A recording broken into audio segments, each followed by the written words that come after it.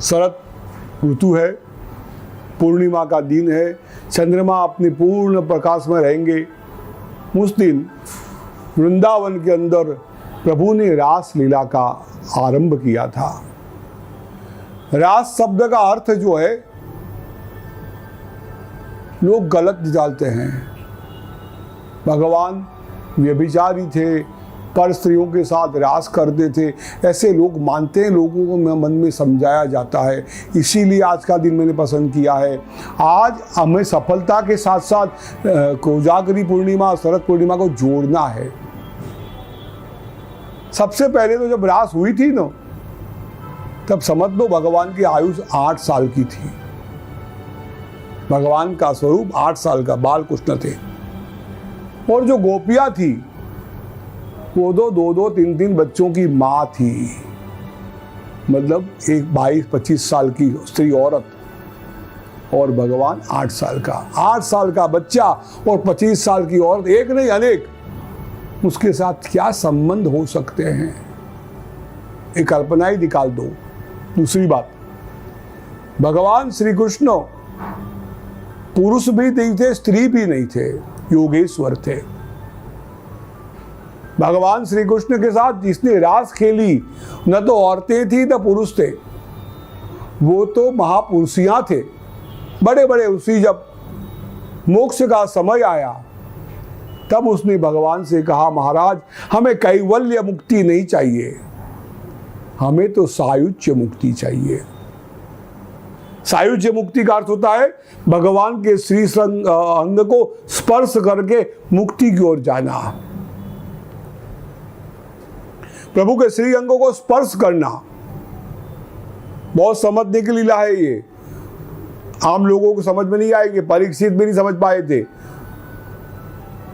प्रभु ने कहा कि अगर आपको सायुज्य मुक्ति चाहिए तो स्त्री के रूप में आना पड़ेगा, क्योंकि स्त्री एक त्याग है, पुरुष स्वार्थ है। स्त्री जो है अपने माता पिता भाई बहन पूरा परिवार छोड़ के एक अननोन व्यक्ति के साथ निकल जाती है, सब कुछ छोड़ के चली जाती है। ये त्याग पुरुष नहीं कर सकता साहब, ये त्याग पुरुष नहीं कर सकता। इसलिए हमारे वहाँ स्त्रियों को हमेशा मान दिया गया है। राधा कृष्ण कहा गया, सीताराम कहा गया, पार्वती परमेश्वर कहा गया, सिद्धि विनायक कहा गया। सबसे पहले स्त्रियों का नाम आता था। और हमारे वहाँ देवकी नंदन, कौशल्या नंदन माता के नाम से पुकारा जाता था, सिर्फ पिता के नाम से नहीं। श्री त्याग है। प्रभु कहा आपको त्याग करना पड़ेगा, त्याग ही बनना पड़ेगा, समर्पित करना पड़ेगा। समर्पण जो स्त्री कर सकती है पुरुष नहीं कर सकता। और आप वृंदावन में जन्म लीजिए, मैं वहाँ आऊँगा और पुरुष बन के पुरुष होगा उसमें, और आप स्त्रियाँ होगी, हमारा महामिलन होगा। और मुक्ति का रास मतलब एक हो जाना, रसमय बन जाना। जीवन जिस दिन रसमय बन जाता है, एक दूसरे का मिल जाता है, उसी दिन मुक्ति का मार्ग प्रशस्त हो जाता है। भगवान ने ये रास लीला मुक्ति के लिए दी है। हमें वहाँ कोई वासना की बात नहीं है, वहाँ कोई और कोई एक हो जाना है, प्रभु के साथ जीव को शिव से मिल जाना है, यही लक्ष्य है। नदी वहाँ तक नदी है जहाँ तक समुद्र में नहीं मिलती। जैसे ही समुद्र में मिल जाती है वहाँ उसका अस्तित्व खत्म हो जाता है, उसका मिठास जो है पानी पीने की पानी खत्म हो जाती है, वो समुद्रमय बन जाती है। वैसे ही जब भगवान से मिलते हैं, रास होकर, एक रूप होकर, एक रस बनकर जब परमात्मा में जीव मिल जाता है, तब उसकी मुक्ति होती है, उसको परमात्मा की प्रशस्ति होती है। और ऐसे जीव को गोपियाँ ही क्यों, गोपियों को कुछ नहीं चाहिए था। कैवल्य परमात्मा के अलावा कोई अपेक्षा नहीं थी। और उस लेवल पर जब आप पहुंचोगे, आपको और कुछ नहीं चाहिए, सिर्फ भगवान चाहिए। वही गोपी का भाव आ सकता है। आपको गोपी का भाव लाना पड़ेगा, गोपी बनना पड़ेगा। जो भी कहता महान जो दुनिया में कोई नहीं हो सकता भक्त हो। पहले रामावतार में हनुमान जी हुए, वो कृष्ण अवतार में गोपियाँ हुई, और भगवान ने अपनी बांसुरी भी वृंदावन में छोड़ दी थी। वृंदावन छोड़ने के बाद भगवान ने कोई अभी बांसुरी को हाथ नहीं लगाया।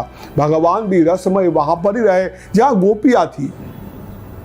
आज का दिन हमें परमात्मा से मिलना है, परमात्मा से एक होना है, परमात्मा मय बनना है। ऐसी रास खेलनी हमें, हम जीव और इस शिव दोनों एक हो जाए, जीव और शिव बन जाए और हमारा सबका कल्याण होगा। इसी मुक्ति का संदेश, ईसा रस का संदेश भगवान ने रास लीला में दिया है, उसकी समझने की कोशिश करो। आज का दिन आपको है दूध पौवे खाने हैं, जो आपके आयुर्वेद के हिसाब से कफ का नाश करेगी, पित्त का नाश करेगी, आपके शरीर में जितना कफ वात होगा उसको तोड़ देगी। भगवान चंद्रमा के रस को दिखाकर, ज्योति को दिखाकर उसका रस पड़े और बाद में वो आप भक्षण कीजिए, आपके रोग भी दूर हो जाएंगे, आप स्वस्थ बन जाएंगे और रास भी खेलेंगे तो भगवान के अंदर मच जाएंगे। ये आपका हमारा संदेश है। आप सबको जय श्री कृष्ण, जय भगवती। वीडियो देखने के लिए धन्यवाद। हमारे वीडियो को लाइक और शेयर करें और हमारे YouTube चैनल को सब्सक्राइब करें। गुरुजी से नियमित ज्ञान प्राप्त करने के लिए सोशल मीडिया पर हमें फॉलो करें।